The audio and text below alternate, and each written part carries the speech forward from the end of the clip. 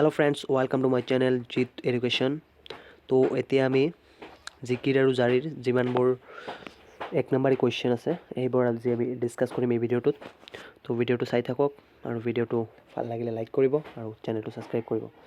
তো জিকিৰ আৰু জাৰিৰ যিমানবোৰ এক নম্বৰী কুৱেশ্যন হ'ব পাৰে, ফাৰ্ষ্টৰ কুৱেশ্যনটো হৈছে যে জিকিৰৰ ৰচক কোন? জিকিৰৰ ৰচক হৈছে আজান ফকীৰ আৰু আজান ফকীৰক আচল নামটো হৈছে যে হজৰত শ্বাহ মিলন। আৰু 2 নম্বৰ কুৱেশ্যন হৈছে জিকিৰবোৰক কিহৰ লগত তুলনা কৰিব পাৰি? জিকিৰবোৰক হিন্দুৰ ভক্তিমূলক প্ৰাৰ্থনা বা স্তুতি গীতৰ লগত তুলনা কৰিব পাৰি।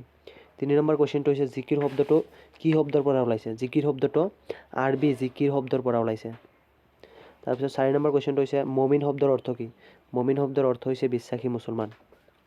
তাৰপিছত 5 নম্বৰ কুৱেশ্যনটো হৈছে খদাৰ ৰচুল লুকাই আছে মমিনৰ আঁৰত। ৰচুল মানে কি? ৰচুল মানে হৈছে দেৱদূত। ৰচুল মানে দেৱদূত। তাৰপিছত 6 নম্বৰ কুৱেশ্যনটো হৈছে আজান ফকীৰে অসমলৈ কোনজন ৰজাৰ শাসনকালত আহিছিল?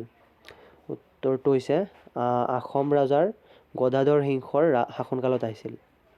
7 নম্বৰ কুৱেশ্যনটো হৈছে আজান ফকীৰৰ আচল নাম কি? আজান ফকীৰৰ আচল নাম হৈছে হজৰত শ্বাহ মিলন। 8 নম্বৰ কুৱেশ্যনটো হৈছে কুতুব শব্দৰ অৰ্থ কি? কুতুব শব্দৰ অৰ্থ হৈছে ধ্ৰুৱ নক্ষত্ৰ।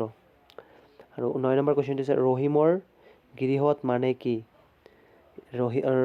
ৰহিমৰ গৃহত ৰহম মানে হৈছে দয়া আৰু গৃহত মানে হৈছে ভগৱান, অৰ্থাৎ ভগৱান হ'ল দয়াৰ আখৰ। তাৰপিছত 10 নম্বৰটো হৈছে মক্কাৰ দুৱাৰত কি ঘাটৰ কথা কোৱা হৈছিল? মক্কাৰ দুৱাৰত ত্ৰিবেণীৰ ঘাটৰ কথা বুলি কোৱা হৈছিল। মক্কাৰ দুৱাৰত ত্ৰিবেণী ঘাটৰ কথা কোৱা হৈছিল।